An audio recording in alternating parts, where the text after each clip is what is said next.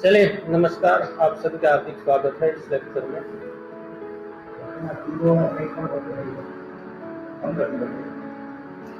तो हमने देखा था कि किस प्रकार से छायावाद जो है वो हिंदी साहित्य में आता है। हिंदी साहित्य एक बहुत बड़ा महासागर है। आपको आदिकाल से लेकर उसका भक्ति काल, रीति काल और आधुनिक काल यानी कि अंग्रेज जब यहाँ पर आए तब से लेकर आज तक गद्य और पद्य में नए नए जो रचनाएं हैं उसमें नए नए प्रयोग भी हुए हैं, उसमें एक परिवर्तन भी हुआ है। जिस प्रकार से सृष्टि का सर्वत्र सब कुछ परिवर्तनशील है, इसी प्रकार कविता साहित्य वो भी परिवर्तनशील है। समय समय पर उसमें बहुत सारे परिवर्तन आते हैं। जिस प्रकार से आदिकाल में कविता जो थी वो एक अलग प्रकार की थी, भक्ति काल में कुछ और प्रवृत्ति आई, इसके बाद रीति काल में और प्रवृत्ति आई, इसके बाद आधुनिक काल में और प्रवृत्ति आई। तो आधुनिक काल से हिंदी के खड़ी बोली हिंदी में लिखने की शुरुआत होती है। खड़ी बोली हिंदी मतलब आप जो सुन रहे हैं, मैं जो बोल रहा हूँ, आप जो पढ़ रहे हैं, मैं जो आपको पढ़ा रहा हूँ, वह है खड़ी बोली हिंदी। तो इस खड़ी बोली हिंदी में कविताएं लिखने की शुरुआत हुई। इससे पहले ब्रज भाषा में, अवधी भाषा में कविताएं लिखी जाती थी, किंतु भारतेंदु युग के बाद इसमें परिवर्तन हुआ और भारतेंदु युग के बाद द्विवेदी युग आता है। और द्विवेदी युग में एक प्रकार से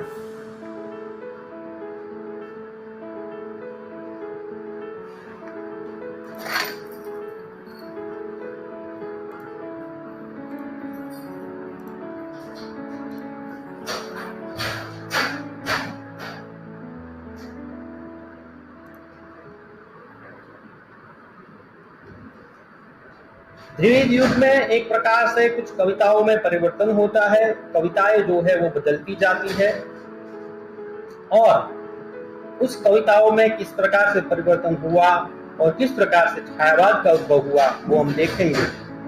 तो द्विवेदी युग में जो कविताएं लिखी गई, हमने देखा था कि मैथिली शरण गुप्त की जो कविता है वो किस प्रकार की थी। हमने देखा था मैथिली शरण गुप्त जो है वो एक इस प्रकार के कवि थे जिन्होंने उपदेशात्मक बात कही, पौराणिक साहित्य का आधार लेकर अपनी बात कही है।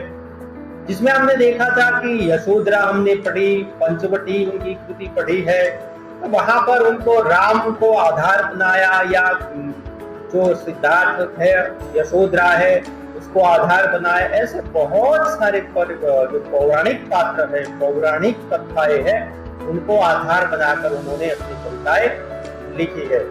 तो इस प्रकार से ये जो कविताएं हैं उसमें परिवर्तन होता जाता है, किंतु कविता जो थी वो एक ही बात को बार बार कहने की बात चल रही थी। द्विवेदी युग में यही प्रवृत्ति चल रही थी जिसे इतिवृत्तात्मक कविता कहते हैं।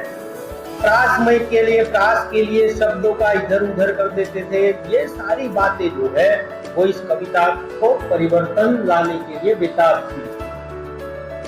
ऐसे में द्विवेदी युग में महावीर प्रसाद द्विवेदी ने कविताएं छापने की शुरुआत की सरस्वती पत्रिका में, और सरस्वती पत्रिका के माध्यम से वो उस समय के तत्कालीन कवि जो है उनकी कविताओं को छापते थे और उनको प्रोत्साहित करते थे खड़ी बोली में लिखने के लिए। क्योंकि उस समय जो थी वो ब्रजभाषा में कविताएं लिखी जाती थी, किंतु खड़ी बोली में लिखने के लिए जो महावीर प्रसाद द्विवेदी है वो उनको लिखने के लिए प्रेरित करते थे। तो ये समय जो था वो 1910 के बाद का समय था। तो ऐसे में 1916 में सूर्यकांत त्रिपाठी निराला एक अलग प्रकार की कविता लेकर आते हैं, अलग ढंग की कविता लेकर आते हैं, जिसे शीर्षक उसका दिया जाता है जूही की कली। जूही की कली कविता उन्होंने महावीर प्रसाद द्विवेदी को भेजी कि ये कविता मेरी छापिए। तो महावीर प्रसाद द्विवेदी ने ये कहकर मना कर दिया कि इस प्रकार की प्रेम की, प्रकृति की कविताएं हम नहीं छापते। इससे पहले हमने देखा था कि प्रकृति किस प्रकार से साहित्य में आ रही थी। चारों चंद्र की चंचल किरणें खेल रही थी जलथल में, स्वच्छ चांदनी बिछी हुई है अवनी और अंबर तल में। यहाँ पर न कोई प्रेम है, न कोई प्रकृति का ऐसा कोई स्वरूप है जिससे हमें कुछ ऐसा महसूस हो, किंतु यहाँ पर जो है वो एक नए प्रकार की कविता जो है वो लेकर सूर्यकांत त्रिपाठी निराला जो है वो आते हैं। इस कविता को छपने से मना कर देते हैं क्योंकि ये प्रकार जो है वो उस समय की जो कविता है इसमें ठीक नहीं बैठता था। उस समय महावीर प्रसाद द्विवेदी जो मैथिली शरण गुप्त की हमने कविताएं पढ़ी, उसमें देखा कि उस कविताओं में किस प्रकार के भाव थे। वहां पर इस प्रकार का न कोई प्रेम था, न कोई इस प्रकार की बातें थी, ठीक है, न प्रकृति की इस प्रकार की बातें थी। तो ये जो सारी बातें हैं वो नहीं यहाँ पर जूही की कली कविता में आती है।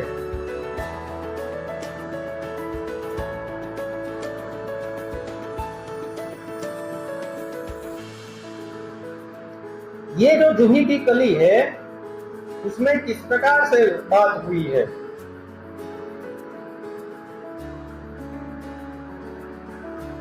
ये जूही की कली जो कविता है उसमें पवन और जूही की कली यानी कि वायु और पवन जो है वो प्रेमी है और कली जो है वो प्रेमिका है। दोनों की बात यहाँ पर कहते हैं कि विजन वन वल्लरी पर सोती थी सुहाग भरी, स्नेह स्वप्न मग्न अमल कोमल तनु तरुणी जूही की कली।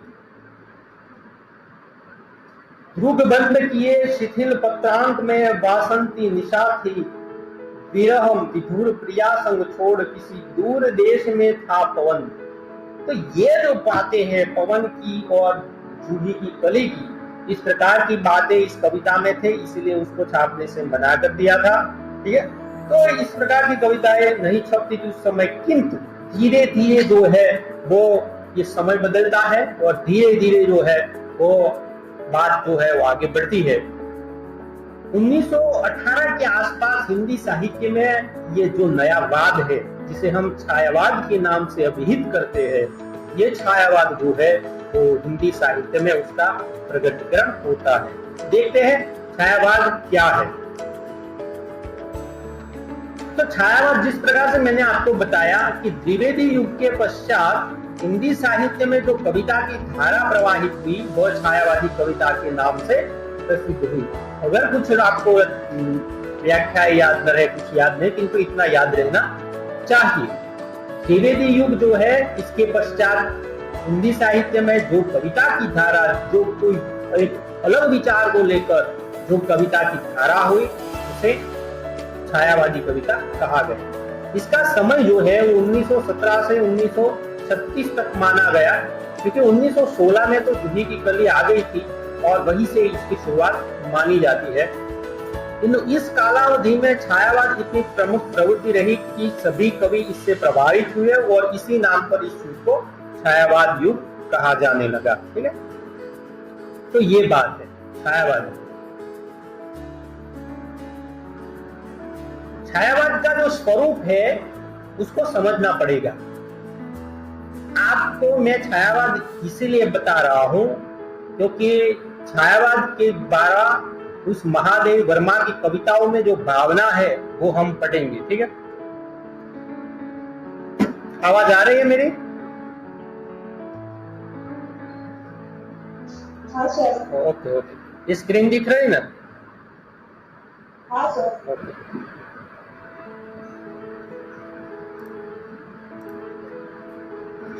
तो छायावाद के स्वरूप को समझने के लिए उसकी पृष्ठभूमि को समझ लेना आवश्यक है। यानी कि किसी भी बात को अगर आपको मूल तक जाना है, किसी भी बात को समझना है, तो उसके मूल को खोजना पड़ता है। आप देखिए कि कोई लड़का या कोई व्यक्ति जो है वो इस प्रकार की हरकत करता है जो समाज को स्वीकार्य नहीं है, तब लोग उसके पूरे कुंडली निकाल देते हैं कि उसके माँ बाप कौन थे, उसके दादा कौन थे, उसके परदादा कौन थे।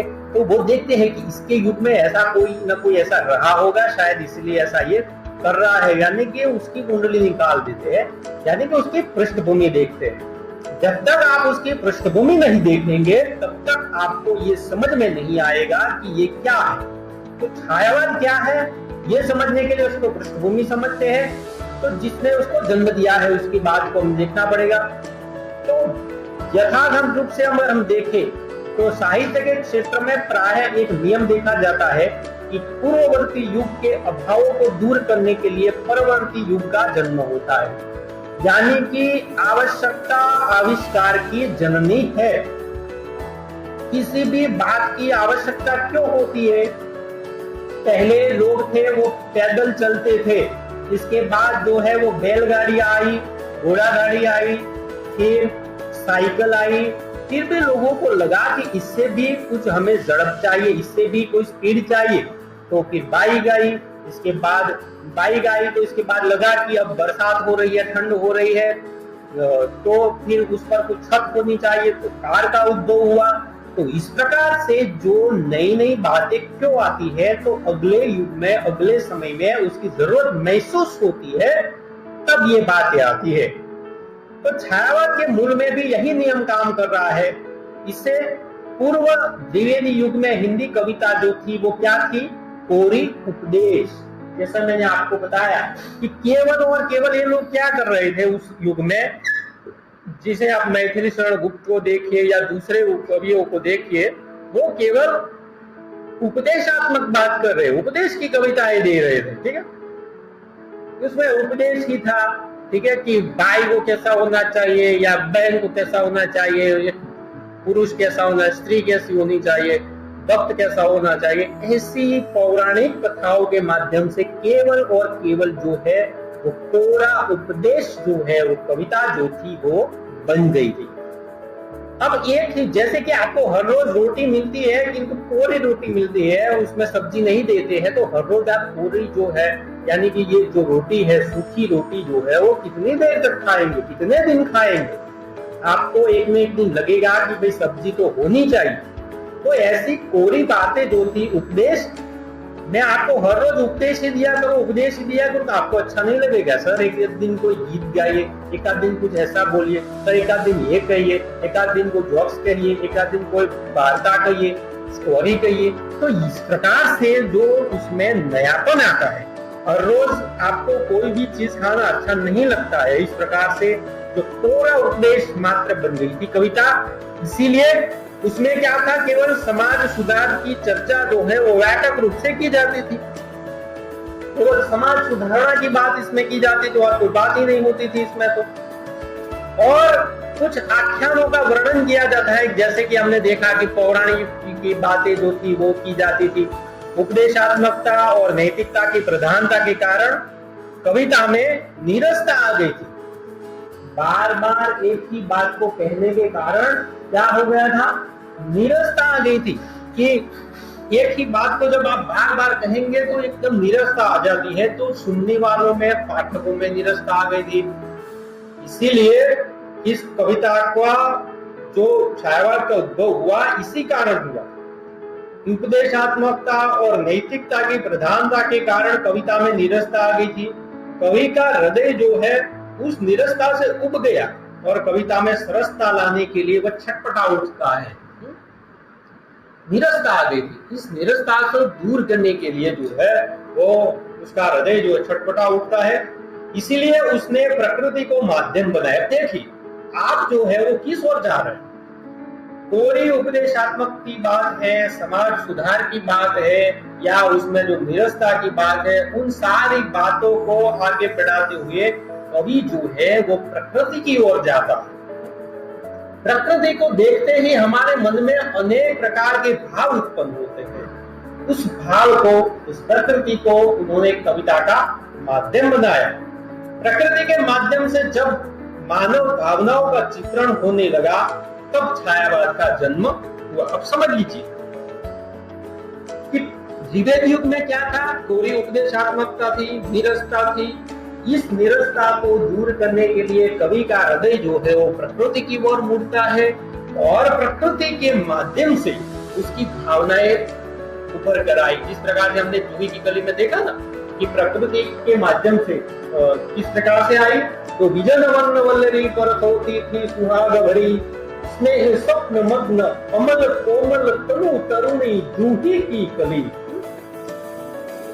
विजन वर्ण वल्लरी पर, विजन यानी कि जहां पर मनुष्य नहीं है, वर्ण वल्लरी वन में बेल पर किस प्रकार से ये जो कली है वो मिलती है, और पवन जो है एकदम से आता है उसको थपाट मारता है, जिस प्रकार से उसको छू कर चला जाता है, जिस प्रकार से एक प्रेमिका को प्रेमी छू के चला जाता है, उस प्रकार की बात जो है, ये बातें जो है एक समय था कि इस प्रकार की बातें नहीं हो रही थी, त्रिवेद युग में यहाँ पर ये बातें हो रही थी। इसीलिए कवि का हृदय जो है वो अपनी मन की भावनाएं है, अपना मन का जो भाव है उसको प्रकट करने के लिए उसने इसका सहारा लिया, प्रकृति का सहारा लिया, और प्रकृति के सहारे के माध्यम से उसने उन मानव भावनाओं का चित्रण किया, और तब जाके वह छायावाद का जन्म हुआ। और कविता इतिवृत्तात्मकता को छोड़कर कल्पना लोक में विचरण करने लगी, काल्पनिकवाद्य आई। प्रकृति जो है वो काल्पनिकता से, महादेव वर्मा एक कविता में कहती है, आप छायावाद में देखेंगे कि एक सुंदरी जो है बसंत ऋतु की जो आती है तो किस प्रकार से उसका वर्णन करती है, तो इसकी बात है। फिर आप देखिए एक जयशंकर प्रसाद जी की कविता है, उसमें भी यही बात है, रूपक के माध्यम से, अलंकारों के माध्यम से ये बातें जो है वो कविता में की जाती है। तो कल्पना में जो है कवि वो विचरण करते लगते हैं, ठीक है। तो ये जो है वो छायावाद है, छायावाद का उद्भव इसी कारण होता है, ठीक है।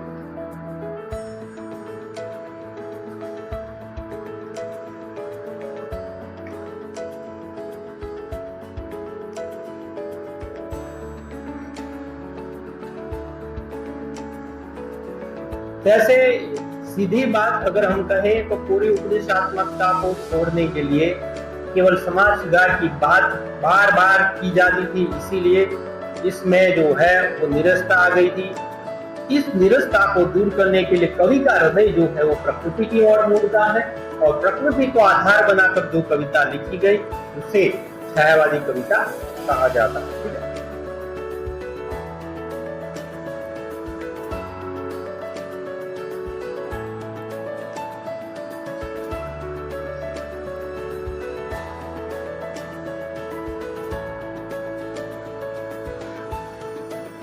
तो छायावाद क्या है ये हमने देखा, फिर से एक बार उसको डिटेल में देख लेते हैं कि छायावाद को व्यापक अर्थ में उन्हें रहस्यवाद को भी समाविष्ट किया है।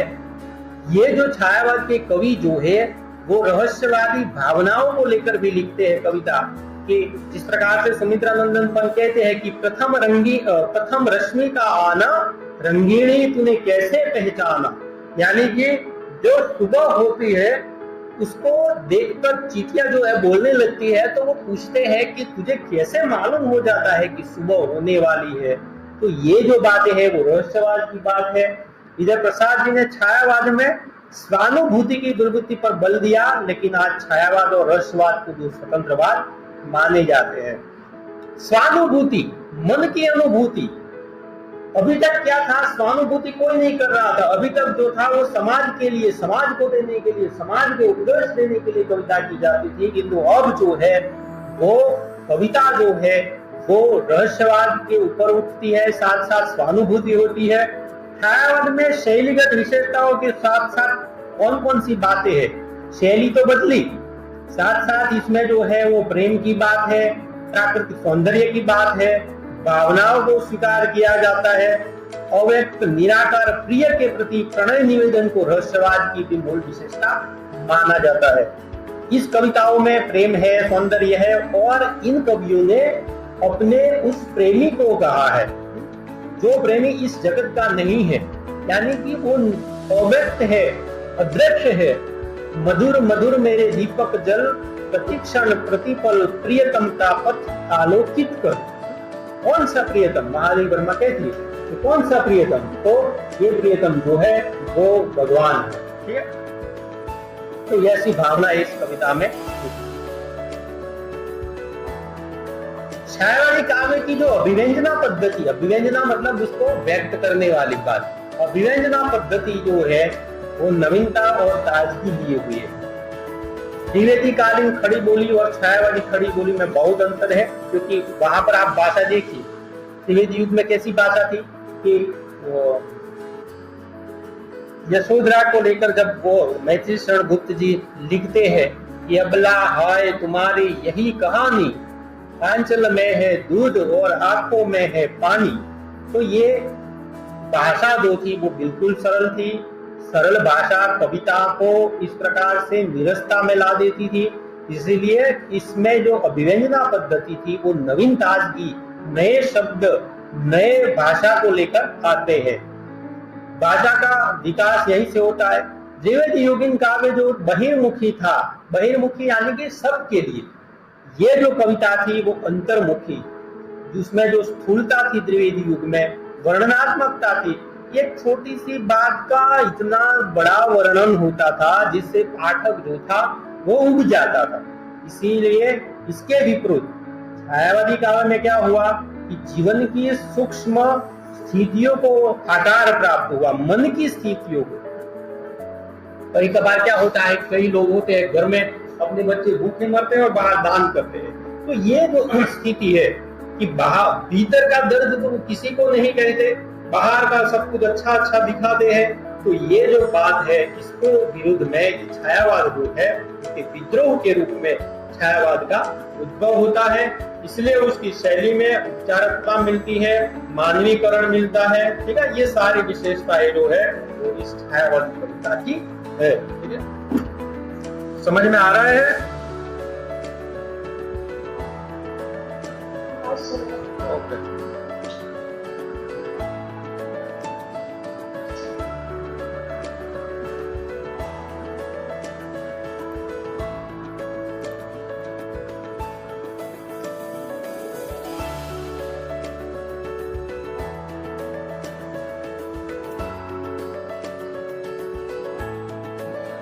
तो इसमें आपको बहुत सारी बातें देखने को मिली होगी।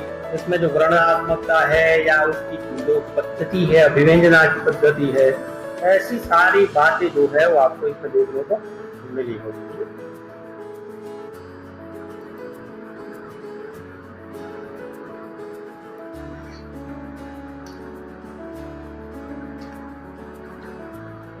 छायावाद की परिभाषा देखते हैं कि छायावाद किसे कहा जाता है। तो पहले छायावाद जो है उसकी परिभाषा देखते हैं कि छायावाद अपने युग की अत्यंत व्यापक प्रवृत्ति रही है। फिर भी यह देखकर आश्चर्य होता है कि उसकी परिभाषा के संबंध में विचारकों और समालोचकों में एक मत नहीं हो सका। विभिन्न विद्वानों ने छायावाद की विभिन्न परिभाषाएं दी है। ये आपको याद रखने की जरूरत नहीं है, किंतु आपको केवल समझना है कि किस प्रकार से छायावाद को क्या कहा जाता है, ठीक है। आचार्य रामचंद्र शुक्ल ने छायावाद को स्पष्ट करते हुए लिखा है कि छायावाद शब्द का प्रयोग दो अर्थों में समझना चाहिए। एक तो रहस्यवाद के अर्थ में, रहस्यवाद क्यों कहा जाता है इस अर्थ को, तो यानी कि इसमें जो उसका संबंध जो है काव्य वस्तु से होता है, अर्थात ये जो छायावादी कवि जो है, छायावादी कवि जो है वो अनंत और अज्ञात प्रियतम को अवलंबन बनाकर अत्यंत चित्रमयी भाषा में प्रेम की व्यंजना करते हैं। किसको आधार बनाते हैं? तो अज्ञात और अनंत प्रियतम जो दिखता नहीं है किंतु सभी जगहों पर है, कण कण में बसा हुआ है, ऐसे परमात्मा को अपने प्रियतम का आधार बनाते हैं। मीराबाई कहते हैं कि मैं तो कृष्ण को ही अपना पति मानती हूँ क्योंकि मैं कभी विधवा होना नहीं चाहती, ठीक है। तो ये ऐसी बातें हैं। तो आधुनिक युग की मीरा कहा जाता है किसको? महादेवी वर्मा को। तो ये जो बातें हैं उसमें प्रियतम की बात है, अज्ञात प्रियतम की बात है, वो भी चित्रमयी भाषा में प्रकट की जाती है। इसीलिए इसको छायावाद को रहस्यवाद भी कहा जाता है। छायावाद शब्द का दूसरा प्रयोग जो है वो काव्य शैली या पद्धति विशेष के अर्थ में होता है। छायावाद एक शैली विशेष है। पद्धति यानी कि जो कहने की जो बात है, द्विवेदी युग में जो कहने की बात है वो अब बदल गई है, इसलिए इसको लाक्षणिक प्रयोग, अप्रस्तुत विधान, उपमान आदि को लेकर इसमें जो परिवर्तन हुआ, यानी कि भाषा शैली को लेकर जो परिवर्तन हुआ, इसको लेकर भी छायावादी कविता कहा जाता है। महादेवी वर्मा ने क्या कहा है? छायावाद का मूल सर्वात्म दर्शन में माना जाता है। उन्होंने लिखा है कि छायावाद का कवि धर्म के अध्यात्म से अधिक दर्शन के ब्रह्म का ऋणी है, जो मूर्त और अमूर्त विश्व को मिलाकर पूर्णता पाता है। अन्यत्र वे लिखती है कि छायावाद प्रकृति के बीच जीवन का उद्गीत है। प्रकृति को आधार बनाकर इन्होंने कविता लिखी है, प्रकृति के बीच जीवन को लेकर आए हैं, ठीक है, इसीलिए इसको छायावाद कहा जाता है। राम कुमार वर्मा कहते हैं कि छायावाद और रहस्यवाद में कोई अंतर नहीं माना जाता। छायावाद के विषय में अनेक शब्द है। आत्मा और परमात्मा का गुप्त वाद विलास रहस्यवाद है और वही छायावाद है। ये जो छायावादी कविता है वो आत्मा और परमात्मा की बात करती है, आत्मा और परमात्मा के रहस्य की बात करती है, इसीलिए इसको रहस्यवाद भी कहा जाता है। राम कुमार वर्मा ने अंतर नहीं माने, यानी कि आत्मा परमात्मा की यहाँ पर जिस प्रकार से हमने कही कि बात की है, अलौकिक सत्ता की बात की है, परमात्मा की बात की है, उन्होंने केवल एक ही बात की कि परमात्मा की छाया आत्मा पर और आत्मा की छाया परमात्मा पर पड़ती है, इसे छायावाद कहा जाता है। यानी कि आत्मा की बात जो है परमात्मा करता है, परमात्मा की बात आत्मा करता है, ये रहस्यवाद दर्शन की बात।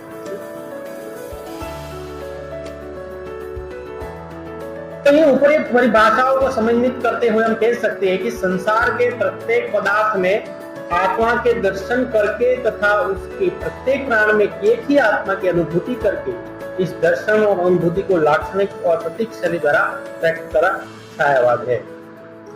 यानी कि जो इस समन्वित जो परिभाषा दी गई है, इसको अगर हम समझे तो संसार के प्रत्येक पदार्थ में आत्मा के दर्शन करना, कि प्रकृति है तो प्रकृति के कण कण में आत्मा बसती है, परमात्मा बसते हैं, और सब में जो है वो एक ही परमात्मा है, सभी लोग एक ही प्रकार के हैं। यही नहीं कि भाई ये इस प्रदेश का है, ये इस प्रदेश का है, इस जात का है, इस पाप का है, ऐसा नहीं, सभी में एक ही तत्व है जो इस सृष्टि को चला रहा है। ऐसे दर्शन करने की लाक्षणिकता को प्रतीकात्मक रूप से, प्रतीक कौन सा है, प्रकृति के प्रतीक लेते हैं, विविध प्रकार के भिन्न भिन्न प्रकार के प्रतीकों द्वारा जब अपनी बात स्वानुभूति बात व्यक्त की जाती है, उसे छायावाद कहा जाता है। ठीक है,